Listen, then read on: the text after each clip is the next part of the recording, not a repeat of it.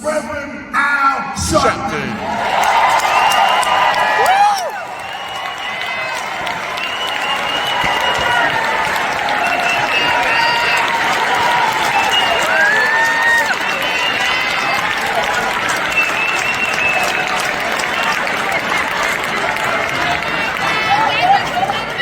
No justice! No peace! No justice! No peace! No justice! No peace! No justice! No peace! No justice! No peace! All right. Keep watching Skadek. This morning, I got the call that his youngest son, Dexter, had passed. And Martin III called me to tell me his brother had passed from pancreatic cancer, only 62 years old. Their older sister passed several years ago. Now only Bernice and Martin are left. But their parents was apparent to all of us. And many of us are where we are because people like Martin Luther King gave their lives.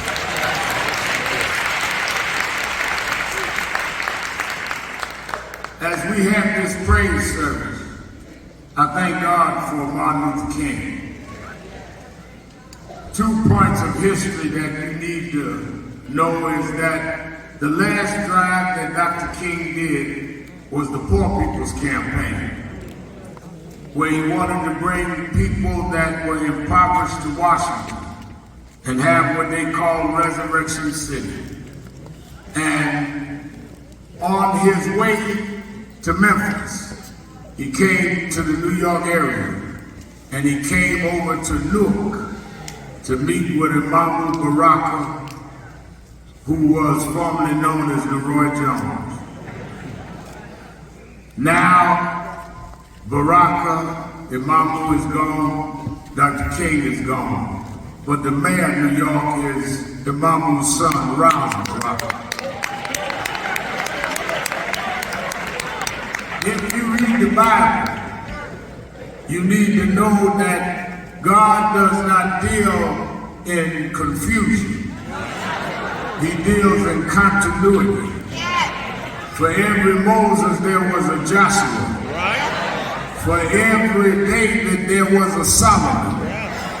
It goes from one generation to the next generation. And if you thought Imam was bad, you wait till his son became in charge of Newark. Ras Baraka followed Imam Baraka. One of the reasons I was telling them in the car coming, we ran to a crash, that's why I'm late. But I told Ras, when I show up, I'm always on time.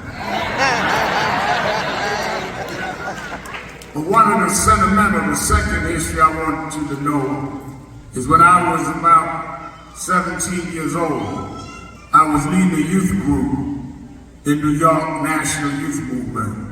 A young man my age came and joined, and he was killed about 6 months later in a car accident. His father, I didn't know who his father was. His father called New York to then WWRL, which was the main station there. And he talked to a disc jockey named Hank Span and asked how could he do something in memory of his son. And he called in his community affairs guy named Bob Law. And Bob Law said there's this boy preacher in Brooklyn, maybe he want to do a memorial with them for his son and donate the money to them. They told me to meet his father. And our first time I met his father to talk face to face was in the backstage here at Symphony Hall. His name was James Brown, the Godfather of Soul. Over the years, I became like a son to James Brown. But it all started right here in Symphony Hall. Wow. It was interesting because Mr. Brown was telling me in the back in the dressing room that night, 1973. He said, if you listen to me and promote the show the way I tell you, your group will make a lot of money. and he was lecturing and just talking and lecturing. And I'm mesmerized because the only memory of recreation I had of my father is he would take me before he left when I was 10, but he would take me at 7, 8, 9 years old. Me and my sister was 3 years older than me. He would take us to the Apollo Theater to see James Brown. And here I'm looking at James Brown and didn't know where my father was. And as we were talking, he started walking out the dressing room. And we kept following him. I'm mesmerized. Next thing I know, he had walked here on the stage, and the band hit. And James Brown started dancing. I didn't know what to do, so I started doing my hand. Watching SkadekTV. But I say that to say that you know the glory of Dr. King, but you don't know the story. I got close to Mrs. King, and Martin and I worked together. And the story is that they lived under threat and fear the last 13 years of their life. They bombed the house 3 times, stabbed him in the chest and heart. But he took all of that because he believed that God had brought him to this world to do what he did. And he believed that if God before you, it's God before you. It's more than the whole world against you. And many of us have taken the spiritual side out of our movements. We didn't come this far by calculation. We didn't come this far by laid out plan. We came this far by faith. And it was faith that brought us this far. And now that we're facing what we're facing today, we're going to have to go back and get our faith, because only faith will bring us through what we face now.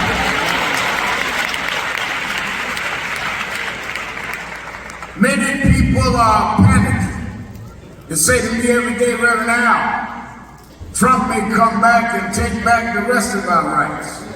They've taken Section 2 out of the Voting Rights Act. They've taken Roe versus Wade. The anniversary is today. They've taken affirmative action. They're taking DEI. But the reason I don't panic is I remember when we didn't have any of that. I remember when we were chattel slaves, and I studied that, where they took our name, took our rights, took anything that would make us full human beings. But even in the midst of all of that, they couldn't take from us our God. How do I know that? They say there was a slave ship one day that came from the shores of Africa. And the slaves were down in the bottom of the ship, chained together. Can you imagine being chained?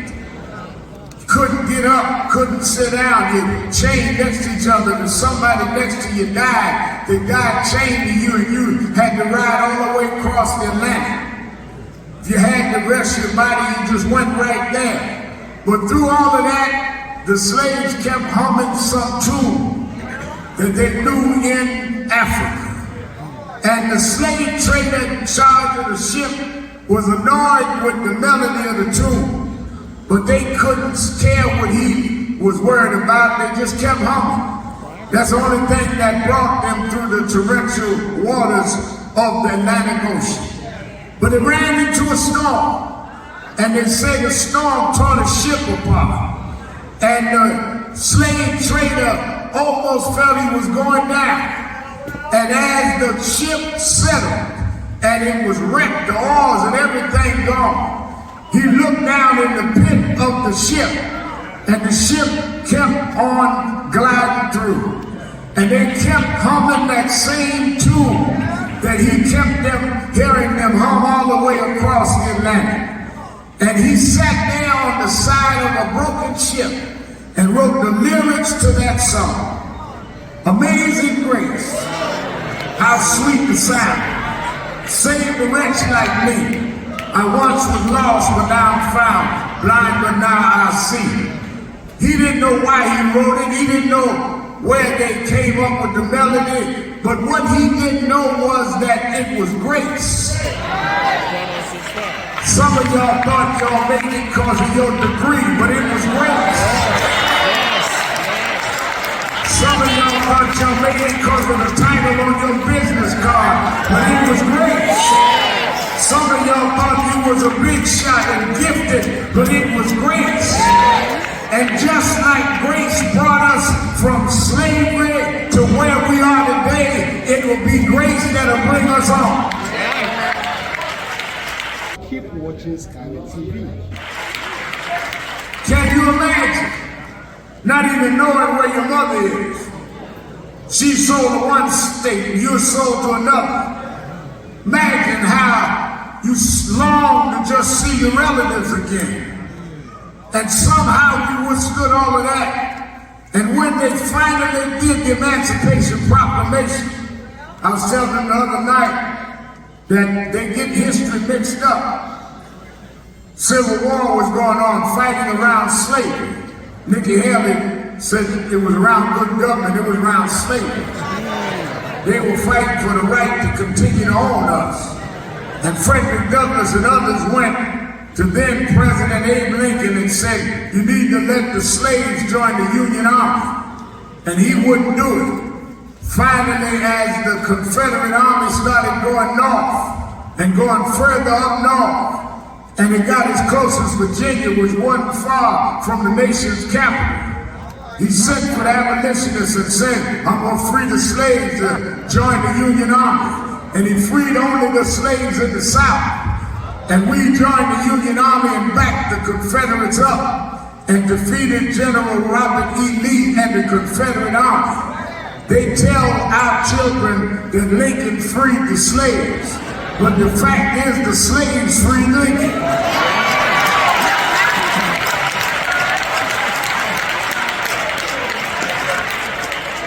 And for 12 years, they gave what they call Reconstruction. We voted. We had right to property. We had right to a life. And then Lincoln was killed and the new president started chipping away. They took back our rights and put us through 100 years of segregation. Had to sit in the back of buses. Couldn't drink from a water fountain. Couldn't have public accommodations. We went through 246 years of slavery. 100 years of segregation, but they couldn't take our grace. And we lived to see us go from the outhouse to the White House. We went from being slaves to being president of the United States. We went from being raped by the slave masters to being tonight the vice president of the United States. I don't care how strong you say Trump is, we've been through stuff worse than Trump. We made it up the rough side of the mountain. And when you come up the rough side of the mountain, you come up stronger. You come up with more durability. Because there's a God that gets in us and will make a way for us. Worst thing in the world, a lot of infirmities, a lot of illness. But one of the worst maladies in the world is Negro amnesia.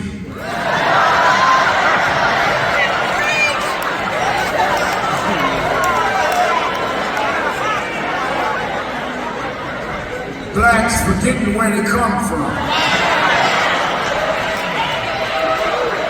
And forgetting how you got where you got.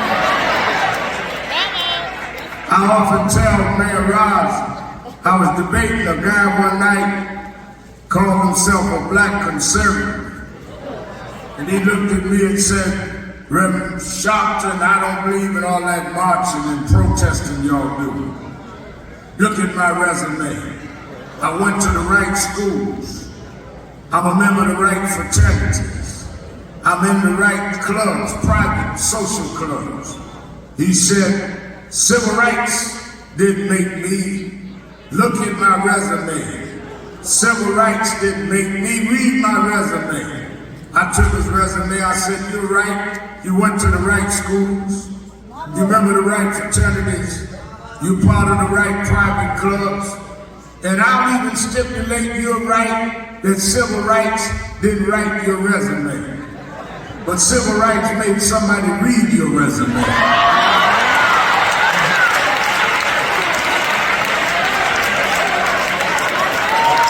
Keep watching SkadekTV. Don't change that dial. God will hold them up, and you ought to be grateful even if you're not involved. In Newark, New Jersey, it was those that paved the way to put King Gibson in City Hall. Went up against gangsters and thugs and changed Newark to Newark, because we believe that the God in us was stronger than the powers of man. And I come tonight to tell you that God is still on the throne. Sometimes things happen to test our strength. The Bible says that God sent Moses to lead the exodus of the Israeli slaves. And after going through 7 plagues, one of the plagues, I will stop at, one of the plagues was Moses told Pharaoh that if you don't let the children go, God is going to invade your whole kingdom with frogs. Moses left, and frogs started jumping everywhere. Frogs jumping out of the lake, frogs jumping out of the pond, frogs all over Pharaoh's house. And finally Pharaoh sent for Moses. He said, get these frogs, get rid of these frogs. I'll let the children go, get rid of these frogs. And Moses said, when do you want me to do it? He said, tomorrow. A lot of y'all need to think about that.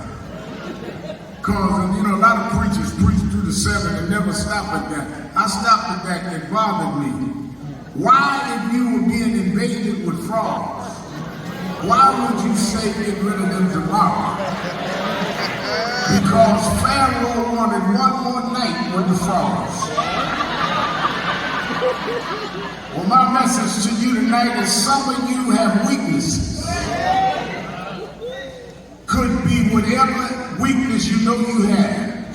And people keep telling you to stop it and keep telling you to get up and telling you to be strong, but you want one more night with the frogs.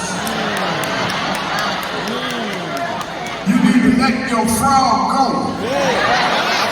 and stand up and be what God made you to be.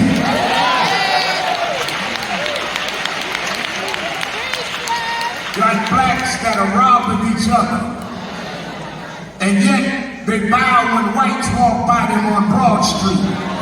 Frog sleepers. Blacks that, as much as we've done and proud as we were, that call us niggas and hoes and music. Frog sleepers. People that treat our women like they're just a piece of meat. Frog sleepers. It's time to let the frogs go and stand up and be who God made us to be.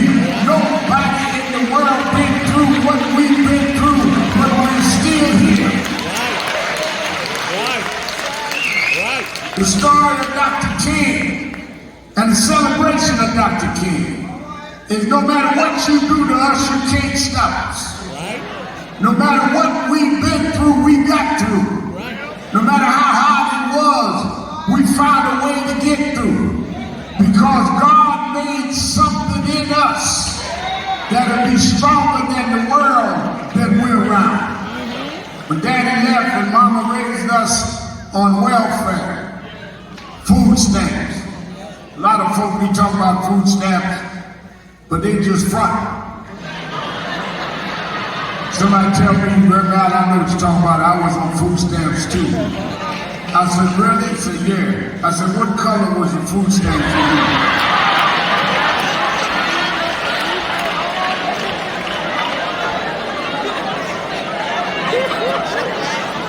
Because any of you that use food stamps, you know different colors have different bags. I hear some food stamp folk out there.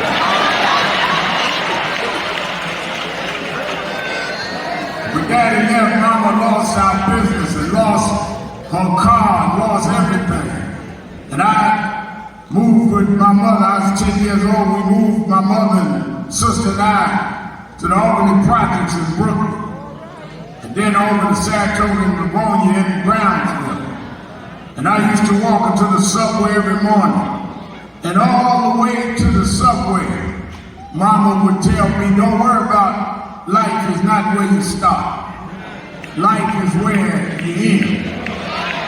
And don't worry about it if you keep God's hand in your hand. Keep watching SkadekTV. God will make a way for you somehow. And don't lose the faith. I have two daughters and they're good with social media. They can punch up anything on social media. But I tell them all the time, there are going to be things you face in life that Google ain't going to come up with the answer.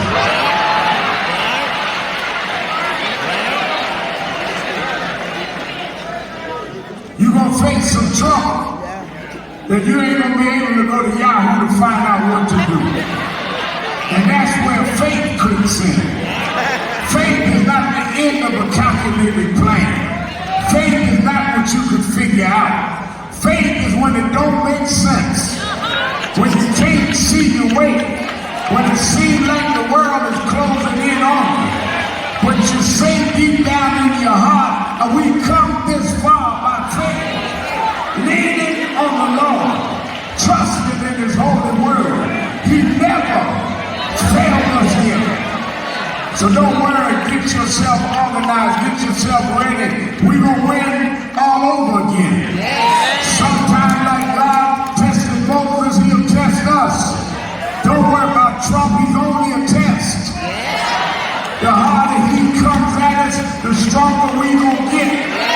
With the same God that parted the Red Sea, the same God that opened up the Jordan, the same God that got in little David's bow and arrow and gave David the victory over giants, that same God is on the throne.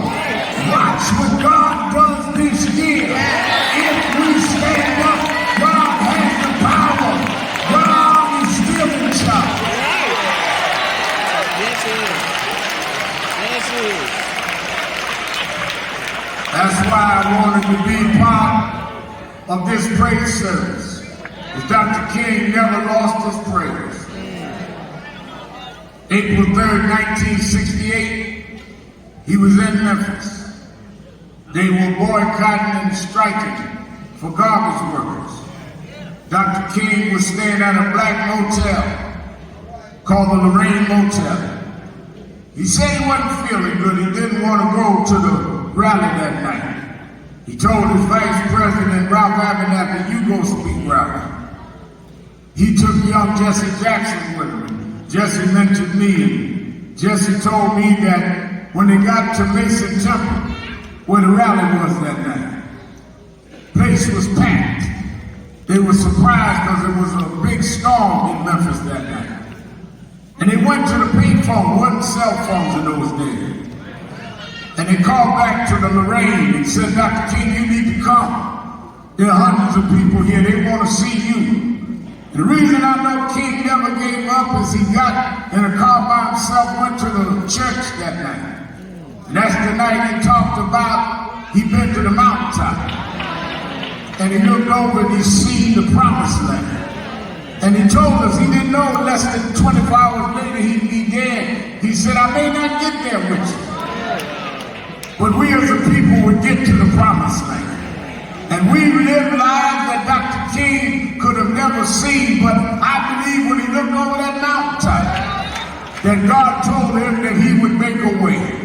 And that's why we are doing tonight. That's why we singing gospel songs. That's why we gonna praise God anyhow. Even in our darkest moment, there's a light shining somewhere. Don't lose your faith. We had the faith to make mayors. Now we gotta make governors. Right here in New Jersey. We had the faith to get a job. Now we gotta build businesses. Multi-million-dollar businesses. We've seen our kids strung out on drugs. We need to clean them up and build them up. Because just like somebody lifted you, you got to lift them. In Dr. King's name, we've got to rise and be what we were made to be. Don't you stop. Don't you give up. Don't you give out. I say in closing, I remember I was looking at what's going on in the Middle East. Terrorist attack on all sides, now 25,000 killed in Gaza. And I thought about how we face terrorism in New York. Keep watching SkadekTV. On September 11th. And I told Reverend Stephen Bartley, head National Action Network out here, I said, I'll never forget that day. I was in Brooklyn, and we were campaigning for some candidates for mayor. And I stopped in a restaurant, they told me a plane just hit the World Trade Center. Before I could find out what was going on, the second plane hit. And they closed down all the trains, they closed down all the bridges. And I had to walk from Brooklyn to Harlem to my headquarters. They let me through some of the closings, but I had to walk, they wouldn't let us drive. When I got to our headquarters, the House of Justice, people were everywhere because the cell phones had been cut off and they thought maybe we could find out if their relative was all right down at the Trade Center.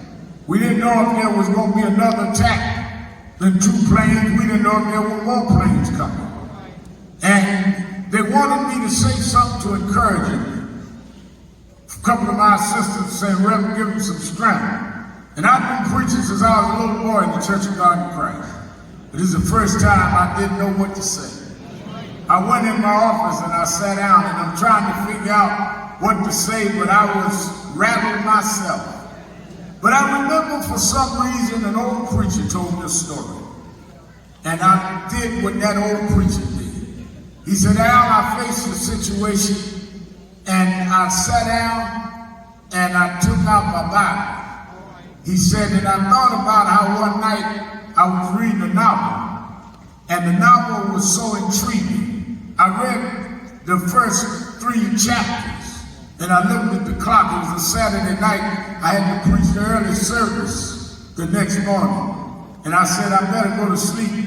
It's too late now. He said, but I couldn't put the book down. He said, I read on another chapter. I looked up and it was 10:45. I said, man, I better lay down. He said, but I couldn't put the book down. I couldn't figure the plot out. I couldn't figure out where this story was going. He said, finally, I just kept reading and I looked up before I knew it was 11:30. He said, so Al, I cheated. I turned to the end of the book and I read how the story going in. Well, I thought I'd come to Newark tonight to tell you that I looked at my Bible when I saw Trump winning in New Hampshire. And I know how this story going in. I've been to the end of the book. The first will be last. The last will be first. The lion and the lamb will lay down together. And God will make a way for his children. I've been to the end of the book. Don't worry, don't fret, God will make a way somehow. God is still on the throne. The same God that walked with Lot can walk with us. Walk together, children, don't you get weary. God will, God shall make a way for his own. Thank you, Mom. I just want to say keep watching SkadekTV.